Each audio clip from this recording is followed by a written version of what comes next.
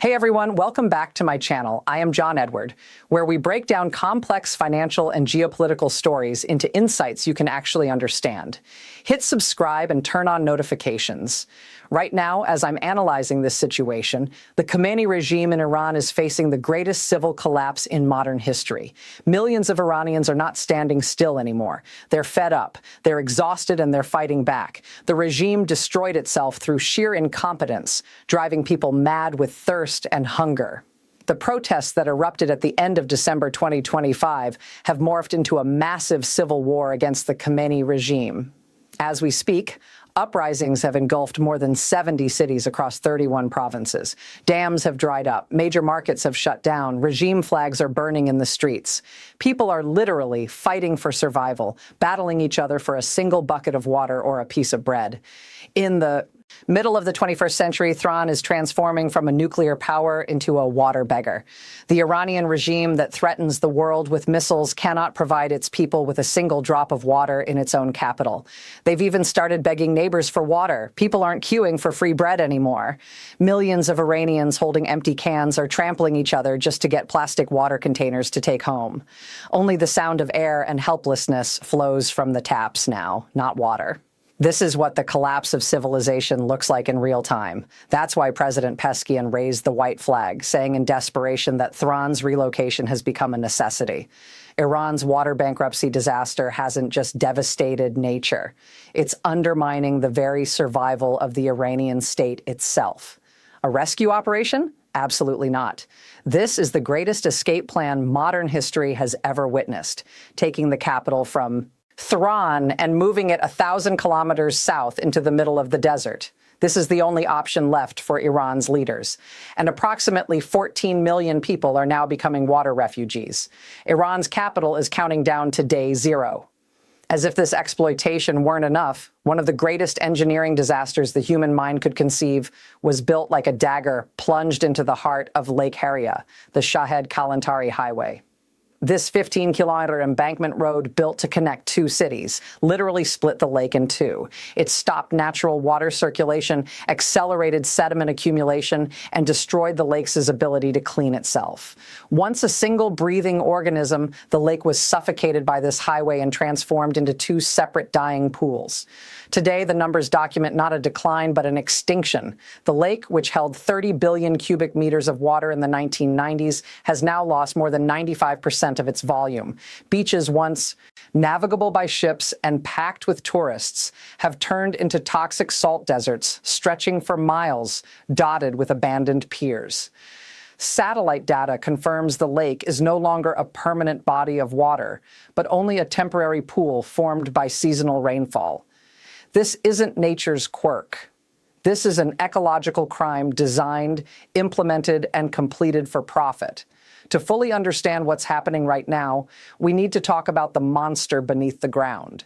The technical term the media dismisses as climate change, land subsidence. What's happening in Tehran isn't simply less rain this year. Tehran is sinking, not figuratively, but physically, geologically, and irreversibly sinking into the ground. Scientific data and satellite analyses by the Center for Strategic and International Studies present a terrifying, indisputable fact. Tehran is one of the fastest sinking metropolises in the world. Some parts of the city are sinking at a rate of 35 centimeters per year. Let me put that into perspective. That's hundreds of times the annual sinking rate of Venice. Imagine a building's foundation sinking 1 meter every 3 years. No concrete, no steel, no engineering marvel can withstand such rapid ground movement. The hairline cracks you see on buildings are actually the building's cries for help. Scientists call this permanent compression. Why permanent? Because underground water reserves act like a sponge for the soil. Water fills the pores and helps the soil bear the weight of the city above.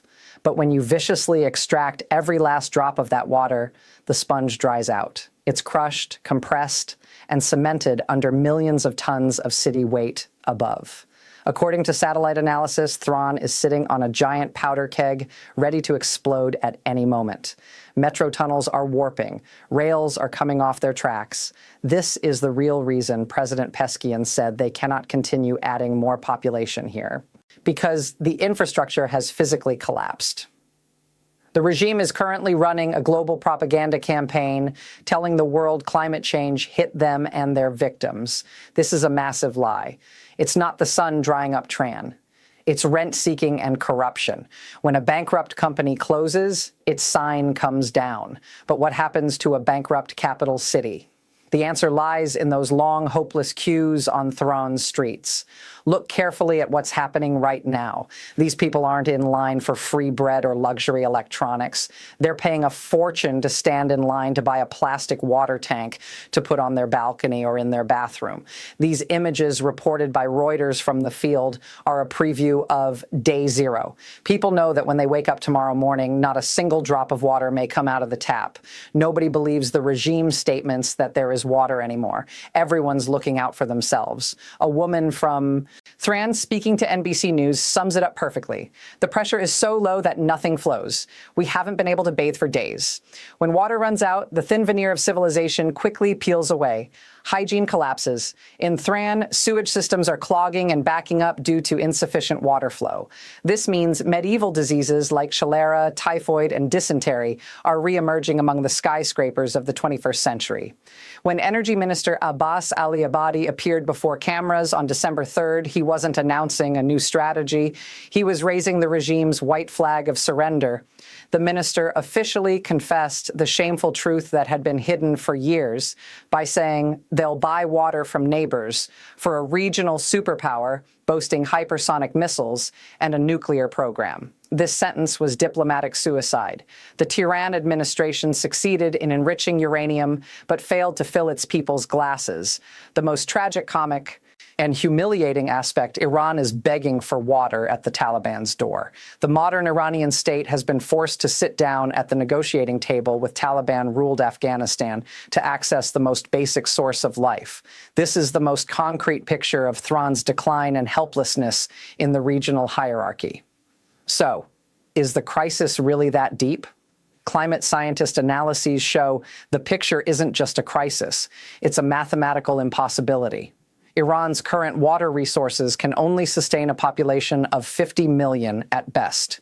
Yet Iran's population is rapidly approaching 100 million. The regime is trying to keep alive twice the number of people that the geography can sustain using depleted resources. This unsustainable equation has pushed the state to make a radical decision. The regime is switching to virtual water import. This fancy term actually means the cessation of agriculture. The state has decided to dry up the fields to conserve water and import food for the people instead. This decision marks the end of the self-sufficient country fairy tale that's been told since the 1979 revolution. The resistance economy doctrine has collapsed, replaced by food dependency. Iran's food security now lies in foreign suppliers' hands because a state that has to import water has begun surrendering its sovereignty piece by piece. Now that the lake has died, the people's nightmare has begun.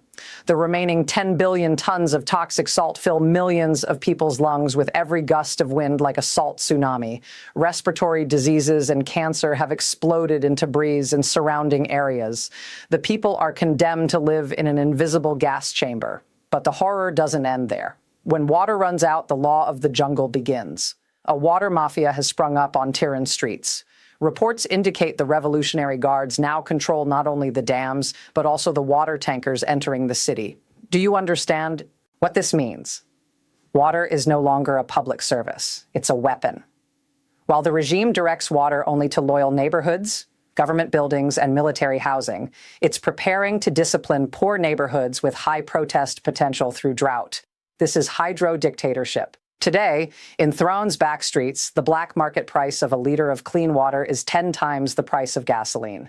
A middle-class Iranian spends half their salary just to get clean water for their children. This economic pressure is rotting society from within. Neighbors are stealing water from each other. Apartment managements are keeping watch over water tanks. A culture that once said, "He who sleeps full while his neighbor is hungry is not one of us," has now turned into a survival battle. Social trust has evaporated like water vapor. The only thing left is paranoia. What was the regime's response to this chaos? Scientific infrastructure reform? No. The answer was once again an illusion. Cloud seeding. We see Revolutionary Guard planes spraying chemicals into the sky attempting to force rain. But atmospheric physics doesn't obey the mullah's orders. In air with no moisture, these efforts are nothing more than an expensive, unsuccessful charade that serves only to further poison the people. When wetlands and lakes around Tehran dried up, they left behind toxic sediment accumulated over decades. Agricultural pesticides, heavy metals, industrial waste. Now, every time the wind blows, this toxic sediment fills 14 million people's lungs in the form of salt and dust storms. Doctors in Tehran speak of a mysterious cough epidemic. But it's not mysterious at all. It's the slow suffocation of a city becoming a biological dead zone. People aren't just fleeing thirst, they're fleeing to avoid poisoning and suffocation. So what about this relocation to the Makran Coast project they're proposing as a solution? It's a $100 billion fantasy, an illusion. Where will a regime under sanctions with an empty treasury find this money? It won't. This project isn't to save the people. It's to build a sterile, luxurious, secure bubble in the desert for the regime's elites, commanders, and their families. The remaining 14 million ordinary people, workers, teachers, students, they're left to their fate under Tehran's rubble. The regime's message to the people is crystal clear and ruthless. We're saving ourselves. You fend for yourselves. Here's what I want you to think about. What will these millions of people discarded by the state do? Will they wait to die in their thirsty homes? No. Human history teaches us that when water runs out, migration begins. And that migration has already started. Recent reports confirm a mass movement of water refugees from Tehran to the north to provinces on the Caspian Sea shores. People are renting vehicles with their last money, packing their bags, fleeing north to the only place where there's water and greenery. But that's not salvation. It's a new conflict zone. The local population has already begun erecting barricades, stoning vehicles to protect their land and water from these outsiders arriving from Tehran. Real estate prices have skyrocketed, leaving locals homeless. Iran is being dragged into a war over resources, an internal conflict that could trigger the biggest uprising in the last decade because people will now take to the streets not for freedom, but to survive. And there's no police force that can stop a crowd driven mad by hunger and thirst. But let me ask you this. How did a superpower candidate end up like this? The answer is hidden in that white spot on the map. Lake Ormia, the largest lake in the Middle East, has been wiped off the map by one of the greatest ecological crimes in human history. While Tehran's elite diverted water flow to line their pockets, they left behind a 10 billion ton pit of toxic salt. This disaster has long passed the point of no return, and every time the wind blows, massive salt storms carrying death to millions of lungs herald a crisis that transcends borders. What we're witnessing now is a much faster, deadlier, more densely populated version of the Aral Sea disaster. The demographic earthquake triggered by this situation has pulled the pin on a wave of refugees that will cross Iran's borders and shake the entire region, including Turkey. Ultimately, the Haria crisis isn't an isolated incident. It's a symptom of systemic collapse. Iran is paying the price for management that consumes resources without replenishing them, sacrificing long-term sustainability for short-term political and economic gains. This price isn't paid only in money. It's paid in land, health, future, and potentially the very existence of the state. Geography is taking its revenge.